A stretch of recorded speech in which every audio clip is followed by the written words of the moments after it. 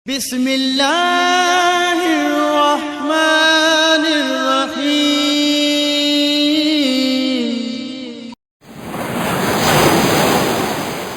Ada khatib yang mengatakan bahwasanya bangsa Indonesia beberapa waktu yang lalu enggak diundang dalam rapat OKI negara-negara Islam dikarenakan Indonesia dalam pergaulannya bebas alias lebih condong kepada Syiah dan komunis. Apakah benar? Wallahu a'lam bishawab.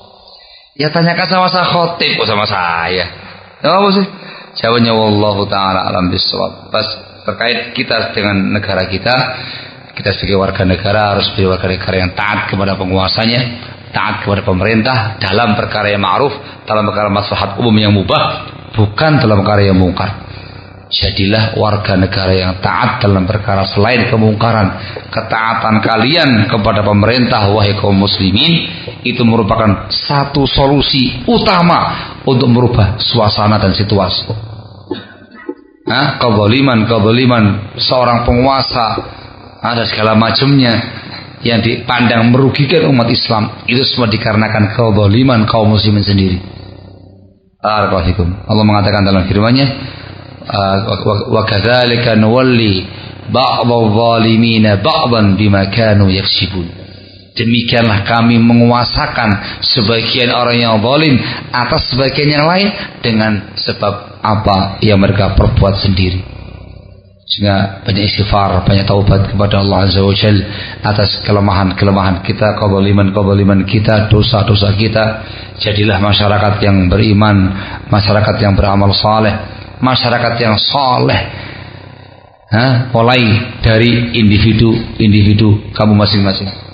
Kalau masyarakatnya saleh, insya Allah Allah akan gantikan untuk kita penguasa yang saleh. Yang sudah saleh lebih saleh lagi, yang sudah baik lebih baik lagi. Itu kuncinya. Barakallahu. Kunci yang lain adalah mendoakan kebaikan untuk penguasa kita, mendoakan kebaikan untuk pemerintah kita dengan doa taufik, doa hidayah. Itu merupakan sifatnya Ahlus Sunnah Salafiyin yang diajarkan oleh salafun saleh dari kalangan para sahabat, para tabi'in, tabi'ut tabi'in, dan para ulama-ulama yang lain. Mendoakan kebaikan untuk penguasanya. Dilarang keras untuk mencela, mencaci maki, menghina, melaknat penguasa yang ada. Punya haram. Al-Imam Fudail bin Iyad rahimahullah sampai menyatakan, "Lau kanat li da'watun mustajabatun la saraftu biha lis-sultan." Kalau seandainya aku memiliki satu doa yang mustajab, doa yang makbul, aku akan berikan untuk kebaikan penguasa. Bayangkan, bukan untuk dia pribadi, untuk penguasa.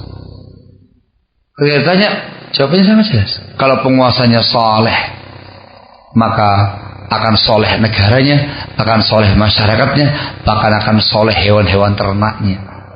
Itu dimulai dari kita. Doakan kebaikan untuk penguasa kita.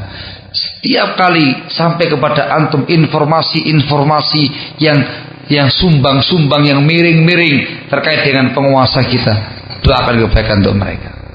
Doakan kebaikan untuk mereka. Semoga Allah berikan taufik kepada mereka, hidayah kepada mereka. Doakan semoga Allah Azza wa Jalla memberikan kepada mereka teman-teman sekitar yang dekat, yang salihah, yang menuntun mereka kepada kebaikan. Barakallahu. Terus doakan kebaikan, taufik, hidayah, taufik, hidayah. Insyaallah taala akan berbuah kebaikan. Barakallahu fikum. Kaum muslimin tidak pernah mengenal tindakan anarkis. Kaum muslimin tidak pernah mengenal tindakan-tindakan yang brutal. Tidak ada. Semua dengan cara yang hikmah, dengan cara yang bijak, dengan cara yang baik. Dan ada waktunya nanti menegakkan prinsip ingkarul mungkar, tapi dengan cara-cara yang syar'i. Wallahu ta'ala a'lamu bissawab. Walhamdulillahi rabbil alamin. Jadi anda jangan terbawa suasana. Ketika ada informasi terkait dengan penguasa pemerintah, terbawa suasana. Memang penguasa yang satu ini, wah, loh, jangan. Hati-hati, itu bukan prinsipnya Islam.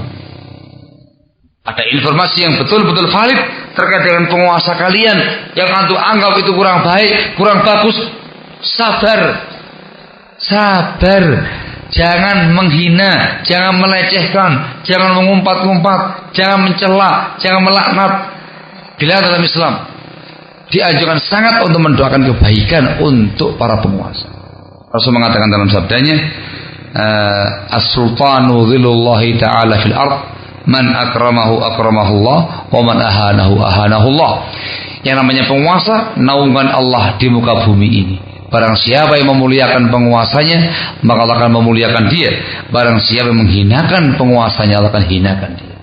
Sehingga semua dengan cara-cara yang syar'i. Barakallahu fikum. Memang ikhwan, solusi yang diberikan sama Islam terkait dengan merubah sebuah kondisi bangsa dan negara itu tidak instan. Tapi solusinya betul-betul bijak, betul-betul arif, tidak menimbulkan gejolak dan segala macamnya, tapi luar biasa syar'i dan panjang efek positifnya itu. Tadi jangan sabar mendoakan kebaikan, mentaati dalam perkara yang ma'ruf. Allah yang menjamin semua akan diganti oleh Allah Azza wa Jalla. Allah mengatakan dalam firman-Nya, innallaha la yughayyiru ma biqaumin hatta yughayyiru ma bi anfusihim. Allah tidak akan merubah kondisi suatu kaum, suatu bangsa, suatu negara hingga mereka merubah kondisi individu mereka masing-masing. Maka perbaikan negara dimulai dari perbaikan individu masyarakat. Jadilah masyarakat yang mukmin, yang beriman, yang bertakwa, yang saleh. Barakallahu fikum. Maka insya Allah akan muncul negara yang aman, yang sejahtera, agama yang baik, negara yang baik, yang kuat, yang solid, yang insya Allah lebih mendekati aspirasinya kaum muslimin. Barakallahu fikum. Tapi sabar, jangan terpancing dengan provokasi yang membuat kita kaum muslimin terjebak. Maka bilang jebakan Batman, terjebak dalam sebuah lingkaran yang sulit untuk keluar daripadanya, dan membuat harus semakin lama semakin anarkis, semakin lama semakin brutal, semakin lama semakin melanggar bimbingan agama Islam. Wallahul musta'an.